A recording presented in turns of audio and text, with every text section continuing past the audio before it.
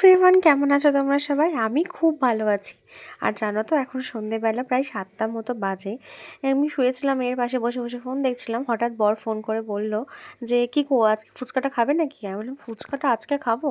তাহলে বলে, আর জানো তো ফুচকা তো শুনলেই পরে, দেখলে পরেই টপাস টপাস করে জিভ থেকে জল পড়ে।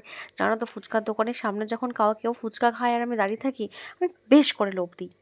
কী করবো বলো, ওরম টক জল আর বিট নুন, লেবুর গন্ধ পেলে কি। যাই হোক, আমি তো ততক্ষণ বরে যেহেতু বললো, তাহলে আমি আলু সেদ্ধ আর মটর সেদ্ধ বসিয়ে দিয়েছিলাম।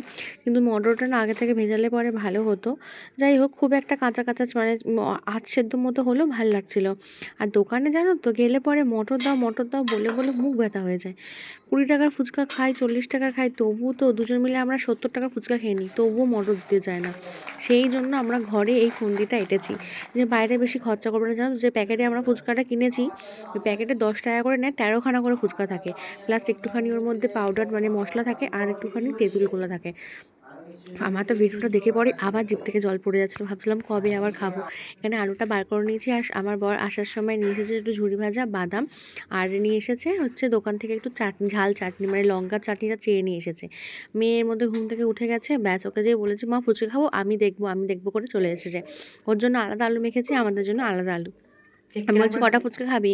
ও বলছে 10টা ফুচকা খাবো, কিন্তু 10টা তো খেতে পারবে না। যাই হোক, ও খুব ফুচকা খোর, জানো তো। আমরা যেমনি ধরো লাইনে দাঁড়িয়ে ফুচকা খাচ্ছি, আমি, আমার বর আছে, ও আছে, তো আমরা যেই স্পিডে খাবো ও সেই স্পিডেই খেয়ে শেষ করে দেয়। দেখ কত বাদাম দিয়েছি, আর আলুটা খুব সুন্দর মেখেছিলাম, এত টেস্টি হয়েছিল না। আর মানে ফুচকাওয়ালাদের হাতের মতো অত টেস্ট হয়নি, কিন্তু ঘরে বানানো যে ফ্রেশ খাবার, তা সেরকমভাবে খুব ভালো টেস্ট হয়েছিল। দোকানের মতো তো ভাবতে পারবো না, ওদের তো হাতে একটা আলাদাই জাদু থাকে। বিহারিদের ফুচকাওয়ালা ফাটাফাটি থাকে ওদের হাতে। বাট আমাদের ঘরেরটা ভালো হয়েছিল। আমি দই নিয়েছিলাম, দইয়ের মধ্যে একটু গুঁড়ো মশলা দিয়েছি, আর টক জলটা তো কি বলবো, অসাধারণ অসাধারণ। ঘরে এরকম ফুচকা বানিয়ে খেলে না ব্যাপক লাগে। তো আমরা মাঝে মাঝে এরকম পার্টি করে থাকি।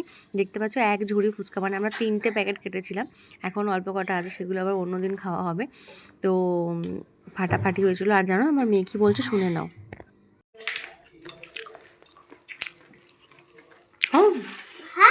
কেমন বলবি তো?